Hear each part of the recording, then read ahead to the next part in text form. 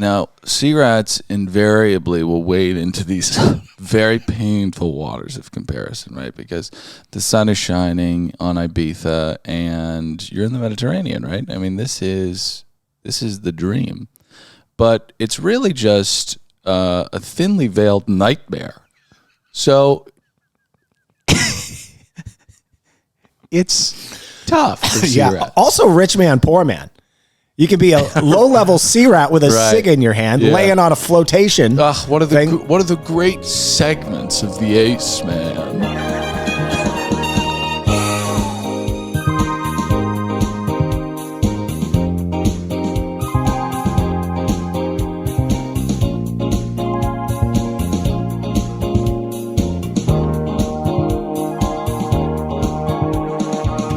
Check one. Oh, sorry. Am I loud enough? Yeah, I think you're loud. Okay. Yeah, welcome aboard. It's morning time. Mm-hmm. We've got our matcha. I thought, you're softly complaining and or leery of the lack of caffeine in this beverage. I was leery.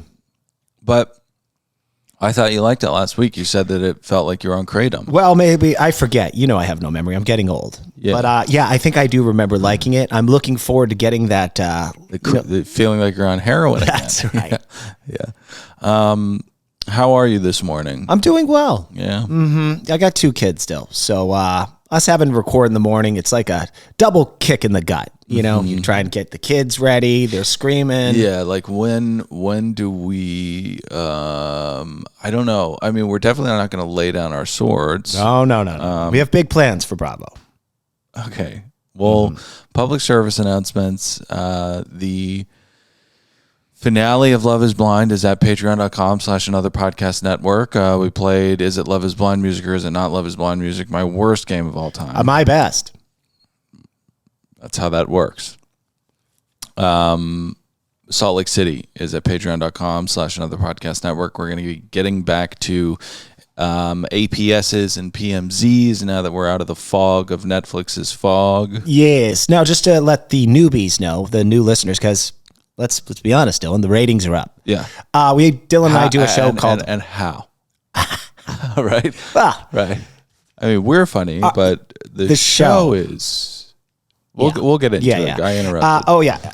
So another podcast show is where Dylan and I usually talk for about 50 minutes, bring in different things in our lives, our friends. I got like 3 couples getting divorced right now. Right. Yeah. I mean, my life is crazy. Yeah. And my life is not, but I always find tears in the social fabric to bring into that show. I'm going to complain this week. We've been hosting... every Sunday we have like 6 kids over for swimming lessons, a bunch of 4-year-olds here. Mm-hmm. We host everything. Parents, this couple, 2 weeks in a row, their son has grabbed a toy out of Elliot's toy bin. And as they're leaving, they turn to us and say, can our son take this? And it's uncomfortable for us. I want to know what the audience would do. There's nothing. They took a $30 robot yesterday. There's nothing uncomfortable about it. You say absolutely not, never come back. It's very, very clean cut for me. Well, they don't want to go to your swim lessons. I'm not having swim lessons. I don't like people. So there's lots of good stuff at patreon.com/another podcast network. We are at war with Bravo, and we are at war, I think. Do you want to say that we're at war with any we'll get to her later. Okay. Mm-hmm. Okay. But listen, we have episode 4, I think, episode 3, episode 4 to break down. Cloyce returns from Flotopia, and the show is bad. The show is not good right now. A lot of people are watching it, though. Or a lot of people are listening to us. Yeah. I don't know. Yeah. Again, it's very confusing. Yeah. I look on our Facebook page. Head on over there. I'm banned. I can't even see anything. Yeah, you're not even in there. My Facebook page got deleted for hateful posts that I don't post. How could it be hateful? There weren't any posts. I've never seen you post a thing. I've never posted anything, so how could I have posted hateful things? And I hate, but I don't hate on public forums. Well, I guess this is a public forum, but not digitally. Go ahead. But we're talking about like stupid stuff. Okay. All right. So anyway, Okay, I didn't hate the episode as much as you did, Dill. Are we doing our thoughts and knots? Yeah, we're doing pods. Okay, Cloyce is a star. I watch him and I think In what way? Like what? it was very entertaining. What like okay, so like He reminds me of myself. okay, You're so young, but like that you have no idea what an imbecile you are. That is Cloyce in a nutshell. sure, but when we say star, right? We kind of have to like modulate what that because like Kendrick Lamar is a star, right? Oh, well, to some, yeah. Is he to you? Not to me. Well, I think he's overrated. you're an idiot. Okay. Yeah. Have you ever listened to an album top down one time? No. Thank you. You don't keep spewing fucking pigeon shit. All right, fair enough. But back to Cloyce. Yeah. The young man does have talent. But the reason he's a star in my eyes is he's the only thing that's interesting this season. Yep. And if I may, okay, Yes. I like the casting in general, and I don't necessarily think this is the fault of the casting, but a character like Davidil, Yeah. he's an engineer. He's kind of a weirdo. Yeah. He's not even on the show. He's a little bit like my Facebook post. He's like pedaling like a bicycle down below in the steerage, and they throw strips of meat to him all day just to keep him going. Yeah. I don't see him adding any value to this season. And when we have a smaller boat like this, like for example on Med, there can often be chief stew and then 3 stews beneath that person. Right. On this show, we basically just have 3 stews. We have Gary, right? And there's just not a lot of people running around on this boat. No. So I think the show struggles with that this season. You got to be really, really. You got to bat 500 with casting, right? If we don't have, because every cast member opens up kind of a wormhole to new possibilities of Sea-Rat sadness and entertainment, right? So you need to be firing on at least half, and I don't think we are right now. No, we didn't even get a Sea-Rat sad story this episode. I mean, come on. I mean, we kind of did, but Sea-Rat history is different than Sea-Rat sad scale. Fair enough. Yeah. Okay. Best part of the episode happens towards the middle. A strudel to replace a birthday cake for a 60th birthday party. The primary should have called her lawyer. That's illegal. Also, I guarantee there was a conversation on the van ride back to the airport. How much did we tip them? Mm-hmm. Right? Because they're coming out of the fog of the night. Remember, Daisy's whole plan was to get them so drunk they could forget how horrible a vacation this is. Yeah, I mean, Daisy's plan was to get them so drunk that they would believe the lies of a 45-year-old failed DJ. Yeah, they did, though. Can we get backstage passes? There is no backstage in DJ Kevin's sets. There's nothing. There are no passes. You know, though, I like his act, though. 'Cause he's like, yeah, sure. I'll get you backstage passes. I'll get you backstage passes. Well, anyway, I enjoyed that part. He's a confident young man, huh? Or a middle-aged man. I mean, he popped that top off, got straight in that jacuzzi. Oh, yes, he did. Like most men would. But I have to say, with that cake, I guarantee as the charter guests were getting back to the airport, they were saying, did he serve a birthday cake? Yeah. Like, I don't think we should have tipped him that much. It was more like bread pudding was, he aimed to serve bread pudding the first night. And then he didn't aim to serve bread pudding the second night, but he still served it. Mm-hmm. That was pudding. I'm starting to feel the effects of this caffeine, by the way. I'm shaking. It feels good. Okay, 0 knots. Yeah. I'm going to give it 0 knots to not the greatest episode. Deanna is she's an odd duck. Mm-hmm. I'm not going to say this a lot, but I do feel bad for Daisy. I think that Daisy is a kind of ethically loose wombat a lot of the times. But I will say that she is dealing with a very, very tough deck of cards here. We've got Danny, who cries at Tacky being on her name, and we've got Deanna, who not only doesn't know what lime is used for, but is completely insulted when told that she has to know what lime is used for. I mean, that's a tough putt, man. Yeah, I'm going to sound like a misogynist here, and I promise, forgive me, our female audience. 90%. When I look at Deanna, she has quite the spectrum. Occasionally I look at her and I'm like, oh, I think she could be a runway model. Right. And then sometimes I look at her, I'm like, she's goofy looking. Well, that's runway models. Oh, yeah. Yeah, Deanna's absolutely beautiful, as are all women. That's right. All of you. Yeah. All right, so let's get into it. Last we left off, Glenn was really cheesed. Where is he? He was pissed.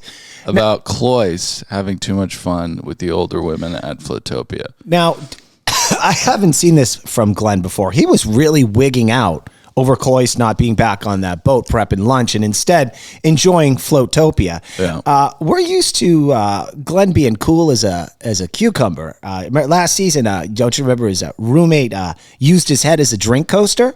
Yeah. He couldn't have been nicer. Yeah. Hey, what are you doing? That's what he said. What are you doing? That's what you should have said when those people tried to steal your daughter's toys. I know. What are you doing? Cherie's going to text him on Friday and say, hey, Elliot was asking about a robot. Now it's awkward. They made it awkward. They didn't. We make it easy because we're suckers. Okay. This APS, this is, if you haven't signed up for Patreon yet, Dylan and I haven't done one in like 3 weeks. The stories. We haven't done one in like a month and a half, I feel don't tell the audience that. Well, we've been doing Love is Blind. Right. We are going to have stories up the wazoo, and your mind is going to be blown. Oh, my gosh. I got into a physical altercation with a homeless guy yesterday. You did? See if it's true at patreon.com. Nice tease, dude. No, I would never. Okay. Okay, so Cloyce has got lunch to make and a cake to bake. He's got to get back to the ship. Danny scrubs shit. Cloyce returns and Emma smokes. That's the majority of this show. You know, I was listening to this amazing podcast on the Roman Empire, and this guy was saying that something that we have to remember about the Roman Empire is that 99% of what was considered the most powerful civilization in the Western canon was 99% farmers, right? Right. They never saw a battle. They never saw a play.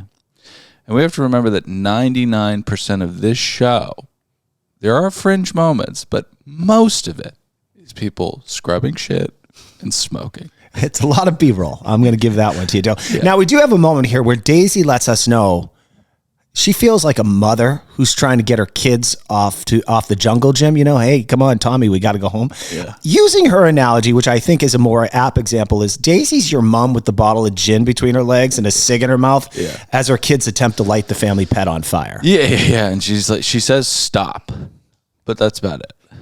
Yeah. Then she takes another drag off that cig. Tommy. Yeah. Tommy. Yeah.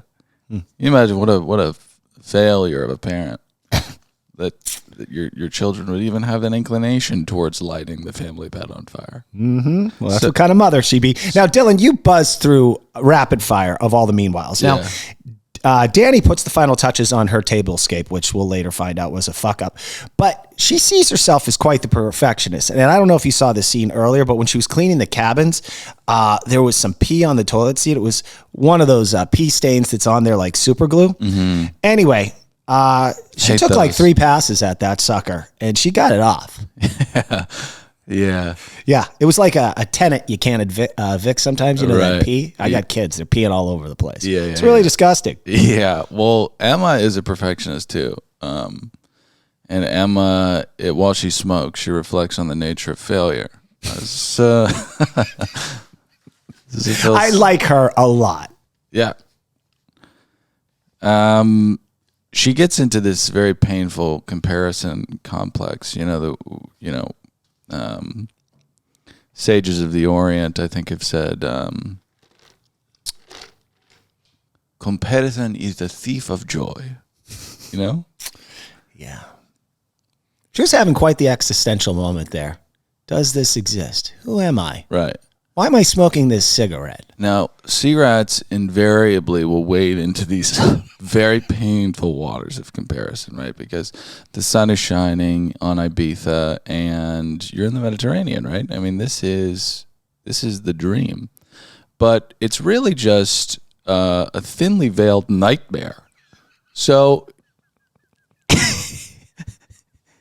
it's tough. For sea Yeah. rats. Also, rich man, poor man. You could be a low-level sea rat with a cig in your hand, laying on a flotation. One of the great segments of the Ace Man.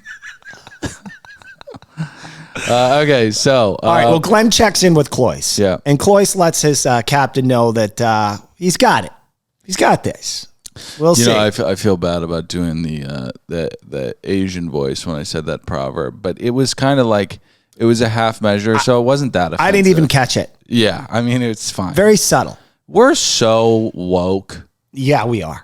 Oh my God, I'm so happy. Just a couple of wokesters, us too. Yeah. I have to tell you though, something has changed. Either we've found our audience or people are chilling out, because I look at the reviews now. It used to be filled with 1 star saying that we're misogynist assholes. Yeah. I don't see those anymore. No. We have that one crazy person who keeps changing her review and saying that we're evil for making fun of mentally handicapped people, which we really don't. Anyways, Cloyce and Glenn have quite the Canadian confrontation. Cloyce says that he's totally fine, and he came up in kind of like a chill Californian environment, and we discuss wine and water glasses. This is one of those things where it's like, people are watching the show?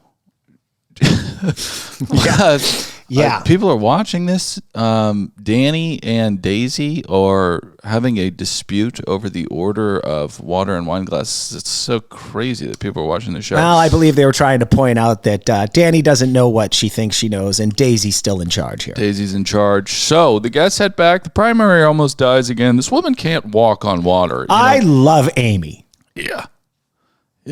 Very few people can walk on water.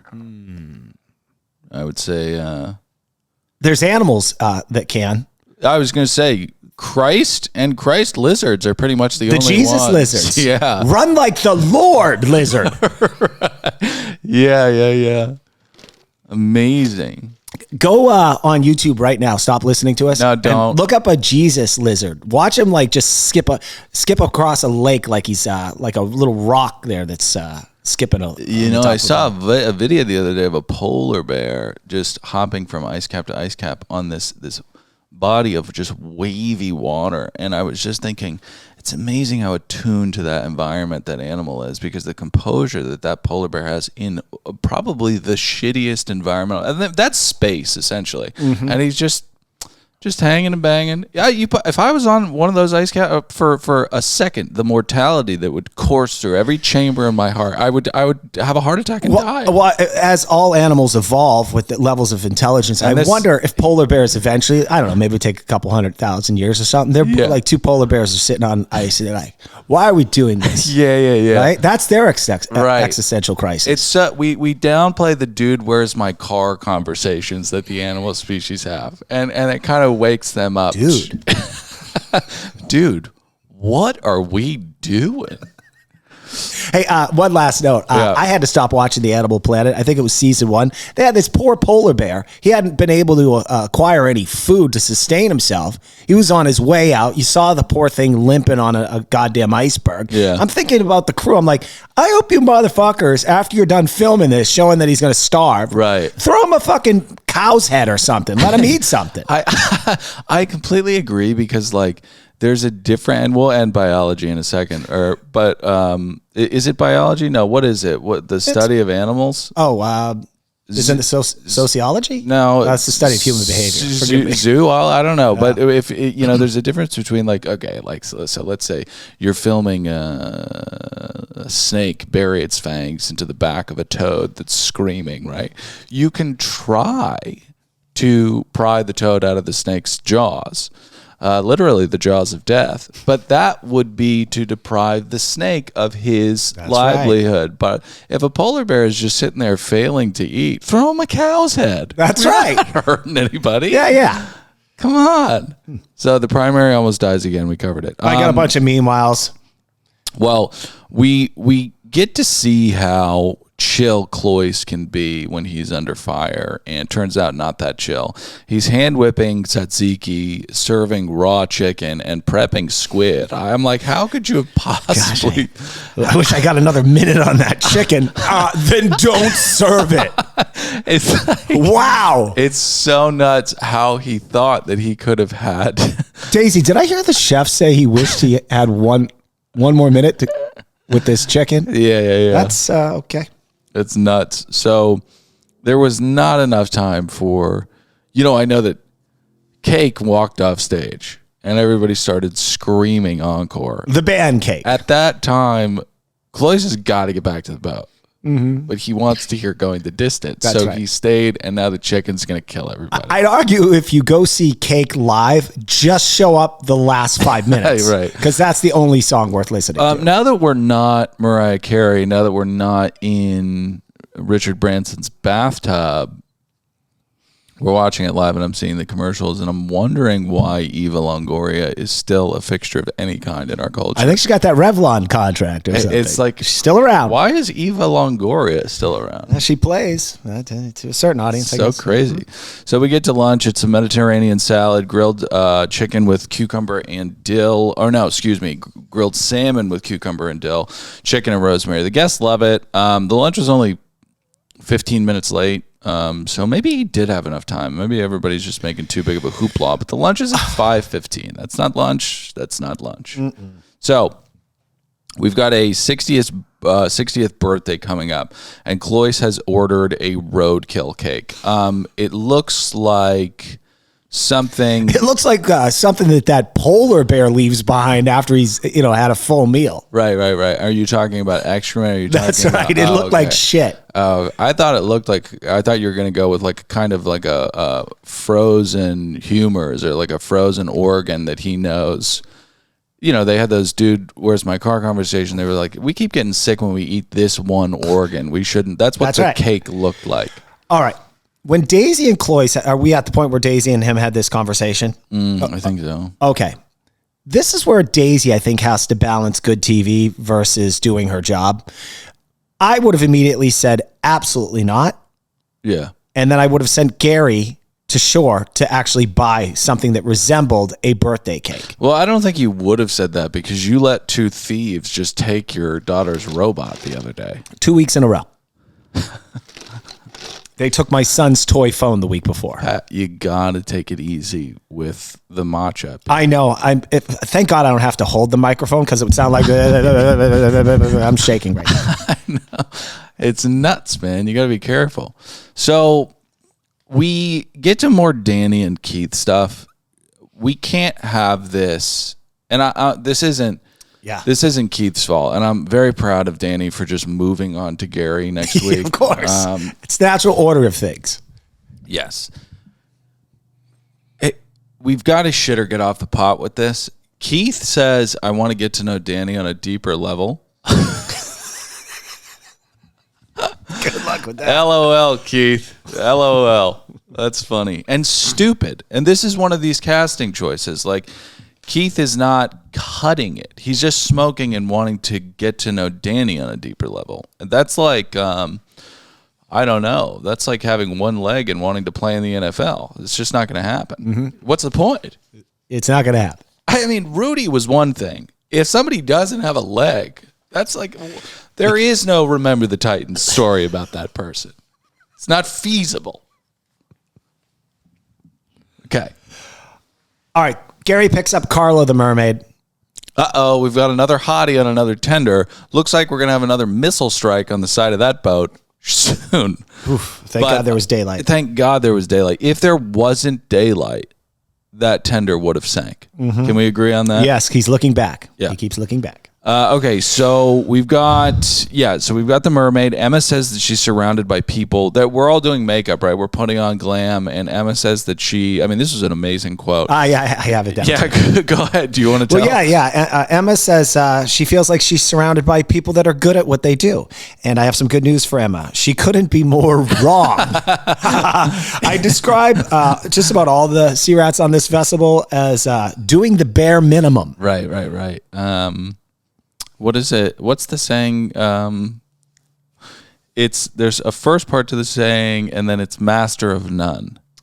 Oh, jack of all trades. Jack of all trades, master of none. So the sea rats are kind of like if you just only say master of none. And they're young. I mean, very few people are master at anything. We're not masters at anything. Well, podcasting. Well, I don't know if we're masters. I think so. We're in the top 1,000, I'd say, of podcasts. But listen, the boat bitch takes the mermaid out to the dock, and the boat bitch is Daffodil. He said that he's the boat bitch. All right. I don't want to be a dick about Daffodil or whatever the fuck we're going to call him.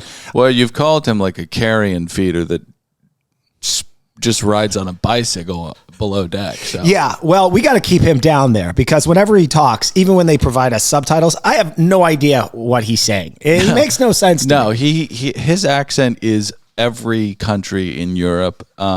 We have no idea what this person is. He is gender fluid. He is regionally fluid. He is an enigma. Keep him down there. But listen, we'll get to the mermaid let's talk about the mermaid. I was wondering this. Is this her full-time job? We make this big to do about the mermaid, right? We've been building up to this mermaid for an episode and a half now, right? Glenn heard about the Spanish government's effort to drown lepers, right? In his audiobook.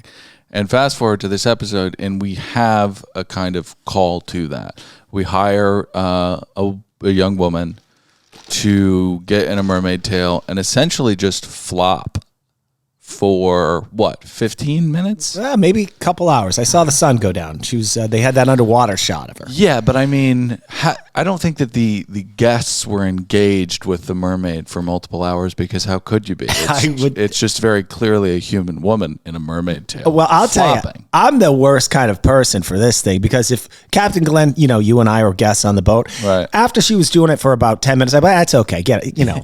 We'll pay her your full. How much do we owe her? Okay. That or do you have a harpoon gun? I'd like to hunt her. But if you're not going to do that, which you shouldn't because, that's wrong, then it's just boring whichever way you cut it. Yeah. So Danny and Deanna bicker once again about service and turnover. Danny kind of sucks, huh? Well, this is also where Deanna is kind of saying that she doesn't want to clean piss either. Right. But she doesn't. And Deanna doesn't know how to make margaritas. I know that. Okay. So neither does Danny. Like we get to, it really, really blows my mind, the level of quality of these employees. I mean, it's truly unbelievable. Okay. I believe you're referring to the qualifications being a little underwhelming. I know for a stone cold empirical fact that I would be a better stew than Danny or Deanna. I know it. I can put on charm when I need to. I'm not happy about it, but I can put on charm when I need to. I can scrub shit. Oh, yeah. And I know that when you're serving a margarita with rocks, you don't put it in a coupe. I mean, I know that I would be a better stew. Okay. If Mark Cronin, who's the executive producer and creator of this show, ever creates a show about astronauts going to space, do not be a cast member if you're an astronaut. Because you'll turn to the guy next to you and go, all right, you ready? Press that button for the ignition. He's like, I don't know where it is. What do you mean? Yeah. Well, I just got my astronaut license yesterday. Well, what the fuck does that mean? And this seems like an odd kind of hypothetical, but we have seen in the rags that Mark Cronin is thinking about green lighting below deck in space. So that's why Pat brings that up. It's called a way above deck in space. Nice, dude. Okay, so Cloyce has got high stakes, and he's ready to walk and wool. It's somebody's 60th birthday. It's Amy's 60th birthday, right? And Glenn is going to be sitting down. I mean, this is a big deal. Okay, are you going to share how Cloyce reasons why he's not baking a cake? His logic. He doesn't feel like it. Well, He says 60-year-olds don't care about cake. Oh, that's right. They want booze, maybe a little ecstasy, and perhaps VIP tickets to Skrillex. Yeah. Oh, wait. When you're 60, all you care about is cake. Yeah. Let's face it, no one wants to have sex with you anymore. Eating cake is the new having your ass eaten. That's not true. People still want to have sex with you when you're 60. People in their 50s and 60s, you know, I've been told have a voracious sexual appetite. This is the new generation. When I was a kid, if someone was 50, you knew they weren't having sex anymore. Yeah. And they weren't. No, they were, I think. I think you were just young and dumb. I always had that. I think people in their 50s and 60s are cracking nuts off all the time. Well, they are now. Anyway. Yeah. Amy wants cake. I know it. Amy does want cake, but does she? You know, because we're getting ahead of ourselves. Okay. So dinner starts with a mermaid martini, right? A delicious looking beverage of plutonium and nuclear waste. Falafel, stuffed squid. I can't wait for you to break that down. I mean, I'm okay with it in theory. Falafel stuffed squid. Yeah. Okay. Yeah. I'm okay with it. I think it's an interesting... You would get something like that at Bavel in the Arts District, and you would pay $60 for it. Interesting. Okay. Now, I don't eat tentacled creatures because I believe them to be... They're smart. Yeah, I believe them to be extraterrestrial geniuses, so I don't partake in that kind of thing, but they are delicious. Now, saffron tentacles are also on display here. I believe they were dipped in some kind of saffron forward batter and fried. I think that this is a lovely squid dish to start things off. I have a note, Gary's working overtime. What is that? Well, he's just driving the mermaid back at... Oh, yeah, he's driving the mermaid, picking the DJ up. Okay. Yep. Now, Danny and Deanna talk about how they only complain about their jobs when they're doing their jobs. Mm-hmm. They're frenemies now. And then Cloyce decides that he's going to do cake because people in their 60s are zombies who don't have sex and they just want... No, they want to party, get some booze. Yeah. Now, Cloyce decides to microwave the cake. It splits open like a ruptured organ, but Cloyce is optimistic, and he can fix this. The way that he fixes it is by just not serving it. Well, that's kind of later becomes Daisy's plan, but his attempt is, I'll just share this. There's not enough whipped cream and strawberries on the world to shine that turd, my friend. No, because what it has kind of turned into is a congealed, concave glob. And so in order for ornateness to be effective, you need to have even planes and perfect angles, right? This, you can kind of see where they took the tumor out, and then the frosting kind of dips into that formerly cancerous space. Yeah. It's absolutely fucking disgusting, and they should be sued for it. If I'm Daisy, I would insist, as she kind of did, but her preference was, let's just get the music blaring. We got that cute DJ Elliot, and then we'll get them fucking wasted. This also a tactic used to brainwash prisoners, I'd mention. Yeah. It's what the CIA did with MK Ultra. Right. So thank God this DJ is a fucking horn dog, because the DJ is the one that takes this night over the edge. Oh, yes. The DJ is open for business. And I was really, really convinced that he was going to bang 1 to 3 of these women. Brunette, definitely. You can't do Amy's daughter. That'd be weird. Yeah. And Amy is a sister wife. Yeah. I mean, if Elliot had a heart, he would have banged Amy. Because, she's been married to Cody so long from Sister Wives. But he doesn't have a heart. He's a DJ in the Mediterranean. That's right. There are no backstage passes. So, we get to the next day. Next morning. Deanna isn't sure what lime juice is for, like we mentioned. Emma fucks up some more, and we say to the guests, I mean, what is happening on this show right now? Yeah, there wasn't a lot of substance this episode. So we get to Daisy dropping a dime. Okay, I have to say I liked how she did this. I thought it was God, how could you possibly say that? because she says there's some issues. She mentions the issues. I thought it was fair. I think this is the way that upper management has to go to the boss and share that someone might be on the outs. What did you have wrong with it? I think it's a rat fuck move. I think it's a wombat move. She's tried to talk to this young man several times now. Yes. Has she? She gives him, I think you should do this. I think you should come back to the boat. I think, and he's not listening. Yeah. I guess she has made attempts to try to softly suggest that things are not going well. But she also turned the boat into a diner on night one and then completely blamed him. So she set him up for failure at least 1.5 times and is now going to the captain to drop a wombat dime on him. And I think that it's actually kind of disgusting. But Cloyce he served a goddamn... A polar bear turd. Yeah, he served a pile of intestines to the guests the night before, so I understand. Now, Glenn is obviously very measured, and he's not having any of it. He's very much the let's try to get him to succeed kind of. No one gives positive feedback better and constructive criticism better than Captain Glenn. So we get to the tip meeting. Glenn goes after Cloyce here. Yeah. Deservedly so. You can't go to Flotopia. It doesn't matter if they're playing Go on the Distance or not. You have to get back to the boat. You got a job to do, okay? And the tip is big. Now, again, I'm pretty sure they regretted this tip amount on that van ride back once they realized there was no birthday cake for Amy. Yep. But here's the oddest part about this still. Well, not the oddest part. So it's $25,000. They didn't give us the breakdown. Yeah.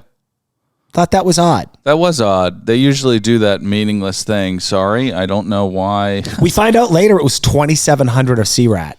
That's a lot.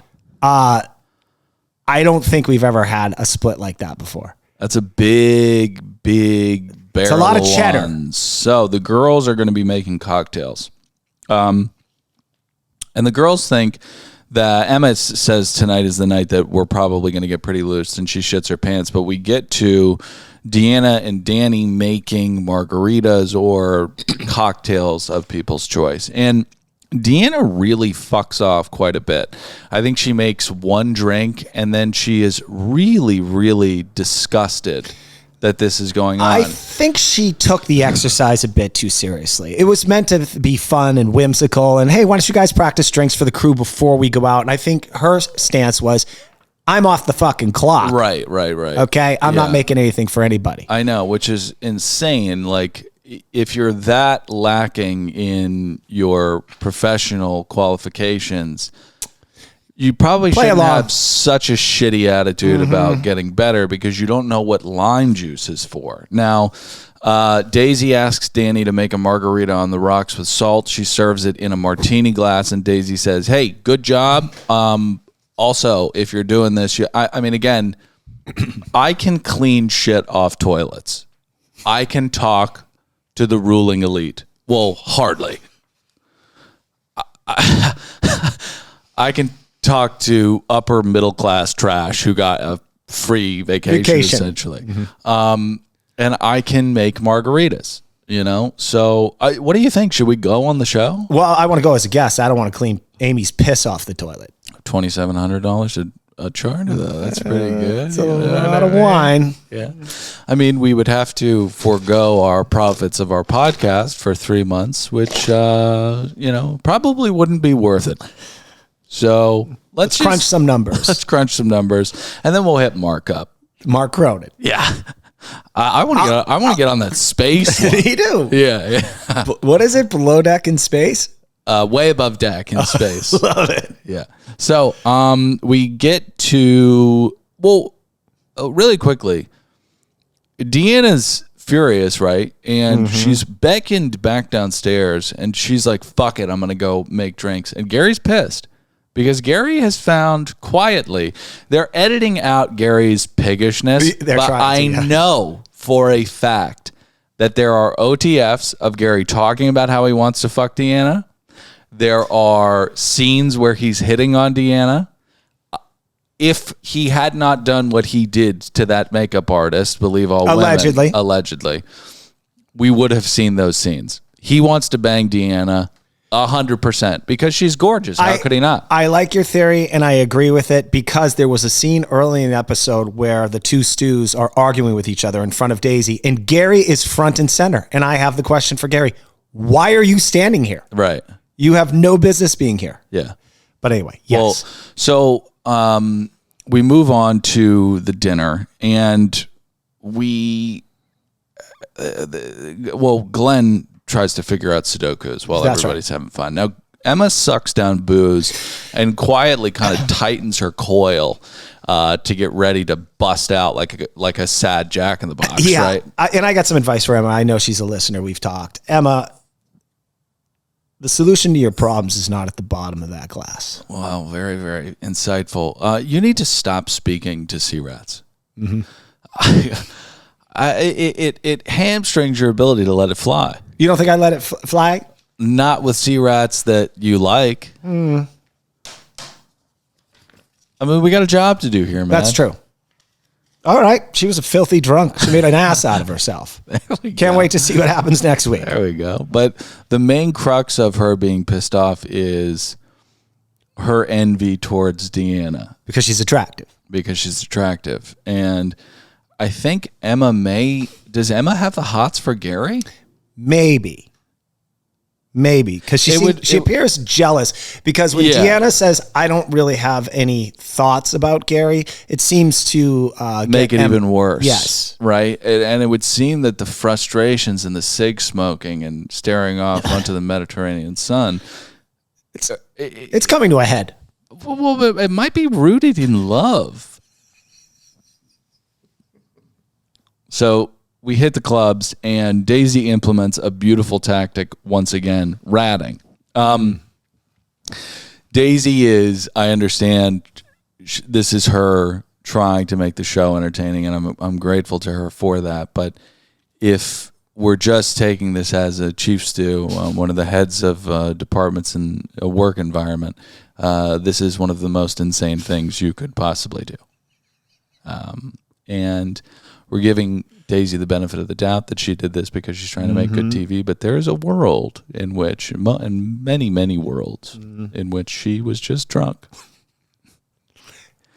and just did this. Yeah. Jump in the comments. You let us know. Jump in the comments. Let us know everything. 5 stars, kind words. Join us at patreon.com for the Love is Blind reunion, APS, PMZ, Salt Lake City, and more. We love you guys very much. Watch the show on YouTube. Yeah, watch us. You get to see us. I don't know if a lot of people know because we haven't been plugging it. No, yeah. On YouTube, we have a YouTube channel called Another Below Deck Podcast. Yeah, great channel. So beautiful. It's a perfect channel. Go to the channel. Like the videos, comments. If the best way to comment with us, the best way to have a conversation with us is Patreon. We love seeing the comments there. But if you're a cheapo and you can't afford $5 or $6, and Pat, what's something that someone can do to get $5? Ooh, it's that caffeine's real kicking in. My brain's not really functioning. I got an idea. Okay, if you live in California, you can steal upwards of $1,000. Right? That's right. So steal upwards of $1,000. And then just go on one of the, go on Amazon, resell it with a markup. Right. Exactly. And then come back. Yeah. I don't know. You made like $2,000 or something like that. Just spend $5 on Patreon. Right. That's it. Okay. We'll see you guys next week. Love you all. I'm Dylan saying goodbye. Pat, say goodbye. Later, dudes.